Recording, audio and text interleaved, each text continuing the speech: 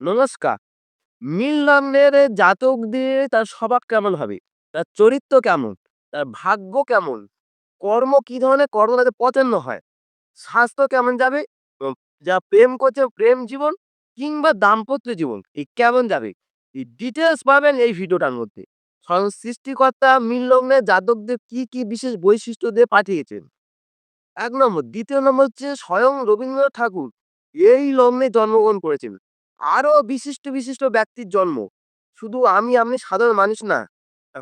কোন বিশিষ্ট ব্যক্তির জন্ম জানতে পুরো ভিডিওটা দেখো। আমি বলছি আপনি এই ভিডিওটার মাধ্যমে 100% মিল লগ্নে যারা জন্মগ্রহণ করেছে পৃথিবীর বুকে তারা উপকৃত হবে। 100% বলছি উপকৃত হবে। প্রথম আলোচনা করব স্বভাব চরিত্র। এই স্বভাব চরিত্র আলোচনা করার আগে একটা আলোচনা করি, লগ্ন কি? লগ্ন কি? লগ্ন হচ্ছে আপনি যেই পৃথিবীর যত মানুষ আছে সবাই স্বয়ং হচ্ছে লগ্ন। কেন? বলছে যে আপনি পৃথিবীতে যেখানে জন্মগ্রহণ করছেন, যে দেশে যেখানে, যে ল্যাটিটিউড লঙ্গিটিউডে পূর্ব হয় জন্য যে রাশিটা উদিত হয় তাকে বলা হয় লগ্ন। লগ্নের গুরুত্ব ওই ভেদিক অ্যাস্ট্রোলজিতে সবথেকে বেশি গুরুত্ব দেওয়া হয়। ভেদিক অ্যাস্ট্রোলজিতে। ইন্ডিয়ান ভেদিক অ্যাস্ট্রোলজিতে সবথেকে বেশি গুরুত্ব দেওয়া হয় লগ্ন। আর রাশির গুরুত্ব হচ্ছে কি, রাশিটা কি? রাশি হচ্ছে আপনি যখন জন্মগ্রহণ করলে চন্দ্র যে ঘরে অবস্থান করে সেটাকে বলা হয় রাশি। চন্দ্র একটা রাশিতে ২.৫ দিন থাকে। লগ্নের গুরুত্ব সবথেকে বেশি। তা আজকে আলোচনা করব মীন লগ্ন। মীন লগ্নের জাতকদের তার স্বভাব চরিত্র, তার ভাগ্য, তার কর্ম, তার স্বাস্থ্য, প্রেম, দাম্পত্য এর ডিটেইলস ১ম ধাপে আলোচনা করি স্বভাব চরিত্র, তারপর ভাগ্য কর্ম, তারপর স্বাস্থ্য, প্রেম দাম্পত্য পর আলোচনা করব। তাই ভিডিওটা যদি ভালো লাগে অবশ্যই একটা কমেন্ট করে যেতে পারেন। এই তথ্যগুলো আমার দ্বারা যদি উপকৃত হয় একটা কমেন্ট করে যেতে পারেন এবং লাইক করতে পারেন। তা ১ম আলোচনা করি কি মীন লগ্নের জাতকদের স্বভাব চরিত্র। স্বভাব চরিত্র। মীন লগ্নের জাতকরা নিজের গুণকণার জোরে যথেষ্ট সম্মান ও প্রতিষ্ঠা বৃদ্ধি যেমন ঘটান, প্রতিষ্ঠা লাভও করে থাকে। নিজের গুণকণার জোরে। যা অন্য লগ্নের তুলনায় এদের বেশি হয় এটা। এদের প্রকৃতি মীন লগ্নের জাতকের প্রকৃতি বোঝা বেশ শক্ত। এদের প্রকৃতি হয় বহুমুখীনতা এবং যেকোনো অবস্থার সঙ্গে নিজেকে যে খাপ খাইয়ে নেওয়ার ক্ষমতা অসাধারণ, অসাধারণ এদের মীন লগ্নের জাতকদের। এরা বেশ এদের বেশ প্রবণ। মানসিকতা খুব প্রবল। দয়া, সহানুভূতি, উদারতা প্রভৃতি এদের হচ্ছে একটা স্বভাবসিদ্ধ গুণ। এদের নিজেদের মধ্যে একটা স্বভাবসিদ্ধ গুণ হচ্ছে এটাই। এরা বেশ ভাবপ্রবণও হয়ে থাকে। ভাবপ্রবণ, কল্পনা কুশলী এবং অদ্ভুত খেয়ালি ধরনের মানুষ হয়ে থাকে এই মীন লগ্নের জাতকরা। রোমান্সের দিকে এবং আজগুবি কল্পনার দিকে মীন লগ্নের জাতকদের ঝোঁক থাকার সম্ভাবনা সবথেকে বেশি। কারণ লগ্নপতির সাপেক্ষে পঞ্চম পতি হচ্ছে তোমার চন্দ্র। তাই এদের রোমান্স বা আজগুবি কল্পনার দিকে ঝোঁক থাকার সম্ভাবনা সবথেকে বেশি হয়। মিনের জাতকদের মধ্যে একটা কবিত্বের অনুভূতি আছে, কবিত্বের ভাব থাকে জাতকদের মধ্যে এবং তা অধ্যয়নশীলতা ও চিন্তাশীলতা পরিচয় পাওয়া যায় মীন লগ্নের জাতকদের মধ্যে পরিচয় পাওয়া যায়। পৃথিবীর যত ভালো জিনিসগুলো আছে এবং সৌন্দর্যের দিকে এদের একটা প্রবল আকর্ষণ কাজ করে, প্রবল আকর্ষণ দেখা যায়। মিনের জাতকরা যে মীন লগ্নের যে সমস্ত জাতকদের উপভোগের ক্ষমতা অসীম, অসীম উপভোগের ক্ষমতা। সব জিনিস থেকে এরা নিগড়ে রস বার করে নিতে পারেনি। সব জিনিসের যেকোনো জিনিসে ওই উপভোগ করার জন্য যেকোনো জিনিসে তার রস নিগড়ে বার করে নেয়। মানে যে আসল যে জিনিসটা সেটা এরা গ্রহণ করে। এরা ভোগী প্রকৃতির লোক হলেও একান্ত আত্মপরায়ণ নন। এদের মধ্যে মানে আত্মপরায়ণটা না, মানে নিজেকে সবকিছু ভোগ করো সে না, আত্মপরায়ণ নয়। এদের মধ্যে উদারতা ও প্রধানতার কোনো অভাব নেই।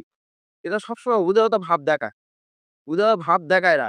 মিনের জাতকরা এরা চান না যে এদের ভোগ অন্য কাউকে পীড়া দিক। মিনের জাতকরা কেউ চান না।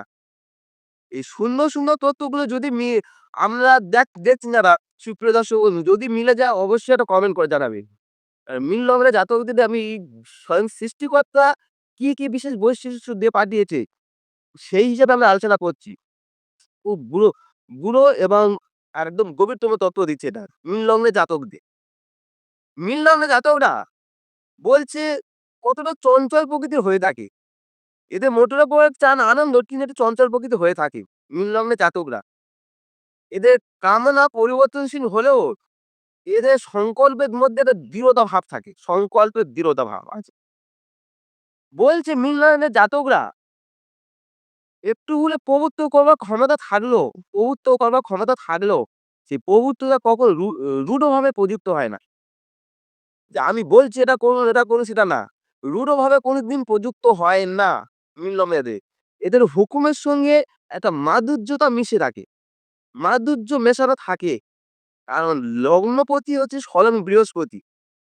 হুকুমের সঙ্গে এর একটা মাধুর্য মেশানো থাকে। এদের মধ্যে সৃষ্টি কোনো ক্ষমতা আছে। অসাধারণ যেকোনো জিনিস সৃষ্টি করার ক্ষমতা এদের অসাধারণ। মিনের জাতকদের অন্তরের মধ্যে একটা টান দেখা যায়, অন্তরে টান দেখা যায়। এবং সময়ে, সময়ে ওইসব ব্যাপারে এদের জীবনের মুখ্য অবলম্বন হয়ে দাঁড়ায় মীন লগ্নে জাতকদের। মিনের জাতকদের মধ্যে নানাবিধ শেখবার ইচ্ছা ও প্রয়োজন মতো তার সমালোচনা করার ক্ষমতা, যাই বলুন সবকিছু এদের অসাধারণ। শেখার যেমন ইচ্ছা আছে বা কাউকে সমালোচনা করার ক্ষমতাও এদের অসাধারণ থাকে।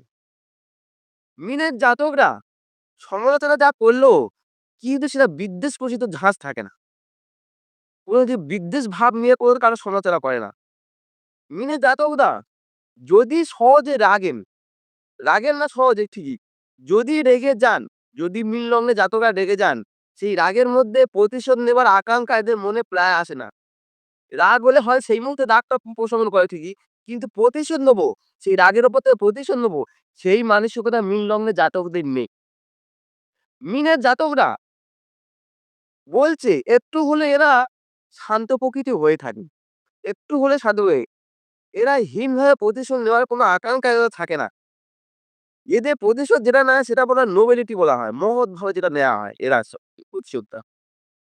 মিনের যে সমস্ত জাতকরা জন্মগ্রহণ করেছেন, তারা হচ্ছে লেখবার শক্তি বা বক্তৃতা দেওয়ার শক্তি অসাধারণ।